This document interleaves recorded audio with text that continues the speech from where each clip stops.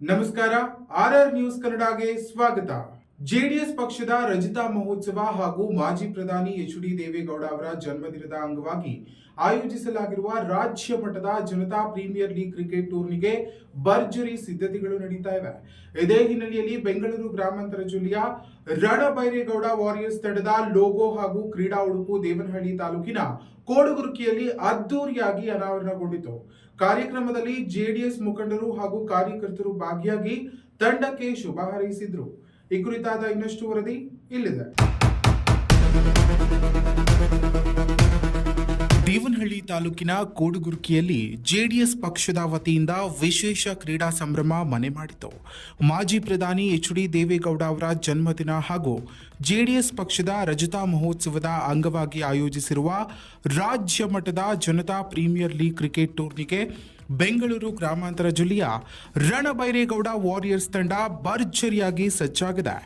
ಹೌದು, ತಂಡದ ಲಾಂಛನ ಹಾಗೂ ಹೊಸ ಕ್ರೀಡಾ ಉಡುಪನ್ನ ಮಾಜಿ ಶಾಸಕ ನಿಸರ್ಗ ನಾರಾಯಣಸ್ವಾಮಿ, ಜೆಡಿಎಸ್ ಜಿಲ್ಲಾಧ್ಯಕ್ಷ ಕೆವಿ ಮಂಜುನಾಥ್ ಹಾಗೂ ತಾಲೂಕು ಅಧ್ಯಕ್ಷ ಎಸ್ ಮಹೇಶ್ ಜಂಟಿಯಾಗಿ ಅನಾವರಣಗೊಳಿಸಿದರು.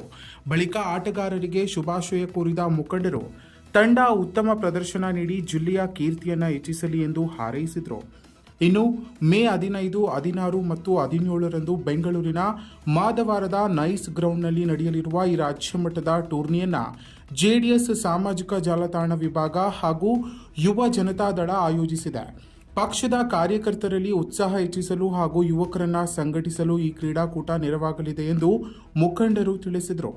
ತಂಡದ ನಾಯಕ ಮನು ನೇತೃತ್ವದಲ್ಲಿ ಸಂತೋಷ್, ರಾಮ್ ಎಸ್, ಬಾಲಕೃಷ್ಣ, ಪ್ರದೀಪ್, ನಿಖಿಲ್, ಗೌತಮ್, ಮುರಳೀಧರ್, ಮಹೇಶ್ ಬಾಬು, ವೆಂಕಟೇಶ್, ಭರತ್, ಕೆಂಪೇಗೌಡ, ಪುನೀತ್ ಗೌಡ ಹಾಗೂ ನಿಶ್ಚಲ್ ಸೇರಿದಂತೆ ಆಟಗಾರರು ಹೊಸ ಜರ್ಸಿಯಲ್ಲಿ ಮಿಂಚಿದರು. ಕಾರ್ಯಕ್ರಮದಲ್ಲಿ ಜೆಡಿಎಸ್ ಯುವ ಘಟಕದ ಅಧ್ಯಕ್ಷ ಟಿ. ರವಿ, ಪ್ರಧಾನ ಕಾರ್ಯದರ್ಶಿ ಮನೋಹರ್ ಸೇರಿದಂತೆ ಹಲವು ಮುಖಂಡರು ಹಾಗೂ ಕಾರ್ಯಕರ್ತರು ಭಾಗಿಯಾಗಿ ತಂಡಕ್ಕೆ ಶುಭ ಕೋರಿದರು. ಇನ್ನಷ್ಟು ಹೆಚ್ಚಿನ ಮಾಹಿತಿಗಾಗಿ ನಮ್ಮ ಆರ್ಆರ್ ನ್ಯೂಸ್ ಕನ್ನಡವನ್ನು ಸಬ್ಸ್ಕ್ರೈಬ್ ಮಾಡಿಕೊಳ್ಳಿ.